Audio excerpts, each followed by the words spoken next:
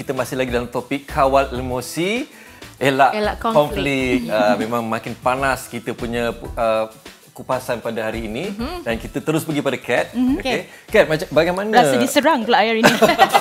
Okey, kita bercakap tentang komunikasi. Bagaimana Kat mengekalkan komunikasi yang harmoni dalam kehidupan bersama dengan suami? Okey. Macam husband Kat, dia seorang yang sedikit pendiam kalau dibandingkan dengan I. So I rasa orang yang pendiam ni lebih menyimpan rasa. Okay. So bila I tahu dia macam upset, normally I suka biarkan dia alone, layan perasaan dia dulu sampai I rasa dia okay and ready. Bila ready, I tengok body language dia dah okay, movement dia dah okay, then I will sit down and talk. Sebab semuanya perlu komunikasi, semuanya perlu perbincangan. And niat I masa I nak settle benda tu pun dah kena tahu macam apa I punya objektif sebenarnya. Kita bukan nak menuding salah, bukan nak tuning jari, tapi nak cuba selesaikan masalah. So that is I punya cara lah. Some people mungkin tak sanggup nak tunggu berhari-hari. Betul. Tapi depends partner. Ya, Abang Norman senyum. Sebab kalau orang macam Kat. Betul. Kalau orang yang jenis terus, kenapa you senyap? Kenapa you diam? You ni mesti ada apa-apa. You berhari-hari diam dengan you ada orang lain kan? Faham. Okay. Dalam permasalahan ini, tidak ada masalah kalau kita faham. Betul. Sekarang ni masalah yang timbulnya bila niat kita baik.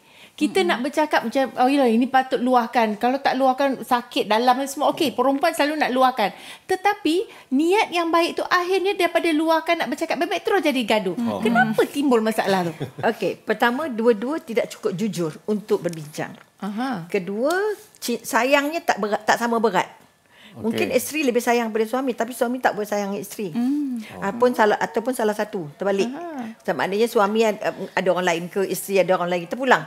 Tapi bila dia jadi gaduh, maknanya kita akhirnya seolah-olah menyalahkan orang sebelah.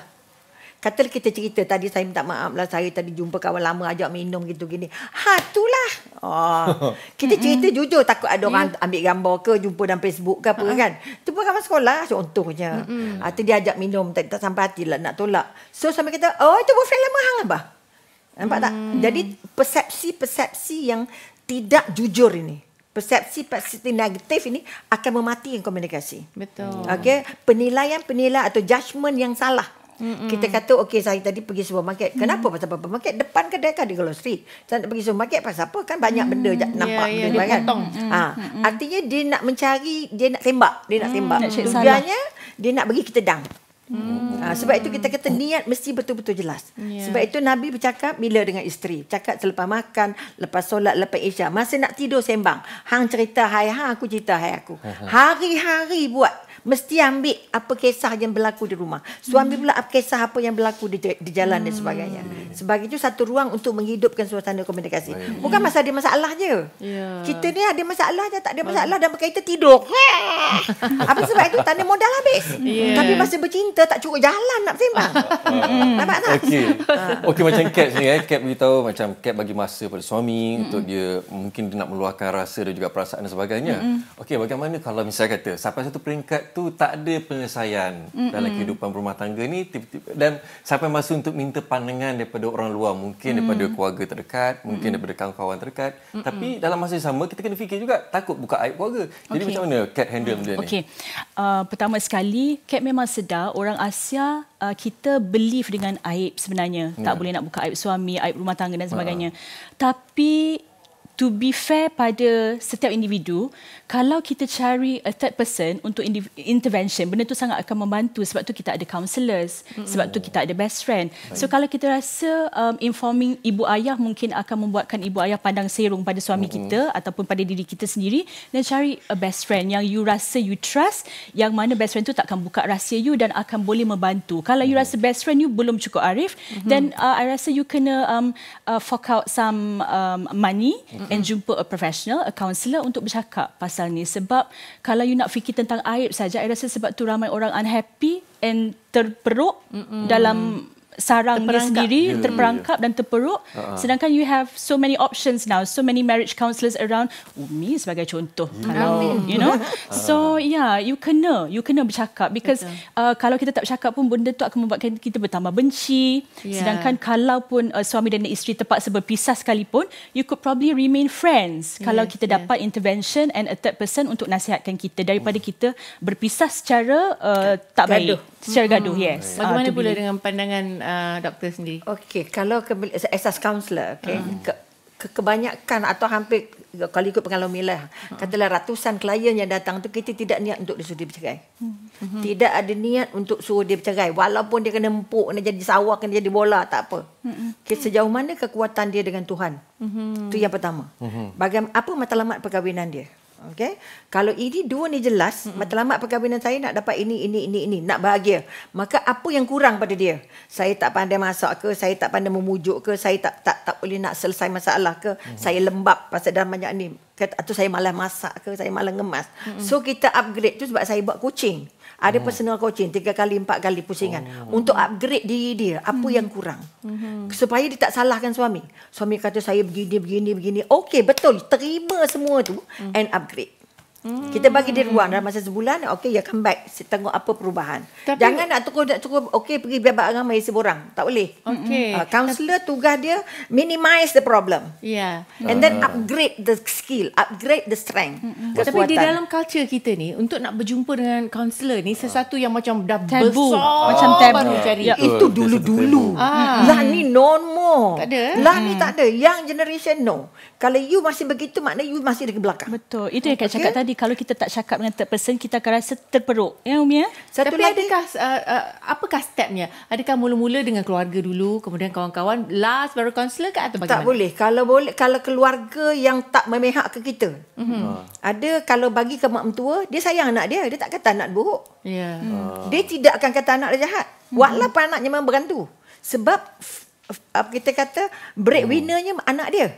Yang bagi duit kat mak dia ialah anak dia. Jadi dia tak akan burukkan anak tu. Yang kedua, kau bagi kat mak kita, engkau memang tak guna, memang tak. Jadi both mothers ni, both mothers tak boleh nak jadi neutral. Sebab itu kalau kawan pun tak boleh keep secret, sebab dah banyak sangat WhatsApp. Baru bagi dia cakap pukul 10 dah keluar dah. Dapat dah. Betul. Nak cari kawan yang boleh simpan rahsia, tak ada sekarang. Dia rasa bangga dapat cerita, alah nampak je kat luar dalam perut jadi the best person ialah professional. Sama ada dia jumpa bahagian psikiatrik yang dia di hospital sebagai kaunselor, ataupun yang nak cari kaunselor peribadi, ataupun yang nak cari pergi mahkamah lah. Dapatkan kaunseling daripada mahkamah. Tapi kita kalau sebelum mungkin kita nak mengelakkan bab pergi ke mahkamah dan juga perceraian ni, biar dia menjadi satu, orang kata, perkara terakhir lah. Di mahkamah ada counselling session. Bila maknanya pergi mahkamah bukan untuk bercerai. Pergi mahkamah untuk dapat nasihat. Dia akan bagi mak nasihat sampai 3 pusingan. Kalau 3 pusingan tu tak jalan, baru terpulanglah nak cerai ke tidak. Pada Umi pun begitu. Okay, you upgrade this one, panggil husband, panggil isteri. Match, boleh match lagi tak? Kalau tak boleh match, okay, the best way is separate. You work it out. Jangan nak suruh cerai ujung-ujung. Jangan sudah cerai sembunyi-sembunyi. Baik. Masa ni amat mencemburui kita. Nampaknya kita nak minta kata-kata terakhir daripada Kat. Mungkin boleh kongsikan dengan penonton kita yang mungkin sedang berhadapan ada isu ni. Pertama sekali, Kat rasa sesuai kalau Kat kongsi dengan all of you untuk selalu cari ruang dalam hati tu untuk jujur dengan perasaan, sama ada masih in love dengan suami ataupun tidak. Pertama, kemudian kalau masih in love, cari ruang untuk you perbaiki diri you, suburkan perasaan you balik, and then selalulah baca buku-buku motivasi yang akan membantu kita untuk berkomunikasi, untuk be open, and hopefully you will find that love again, insyaAllah. Terima kasih. Kita ada sikit je lagi masa untuk doktor pula beri kesempatan 2 kata. Silakan. Pertama, kata setiap pasangan mesti ada perang dan mesti ada hujan.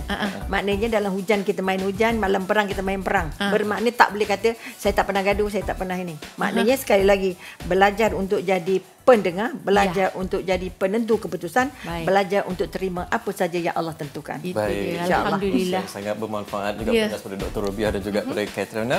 Macam mana suka ke hidup video ni? Jadi kalau suka, jangan lupa like, komen dan share, okay? Dan kalau tak nak ketinggalan, akan ada lagi video-video menarik, jangan lupa subscribe YouTube Mingguan Wanita.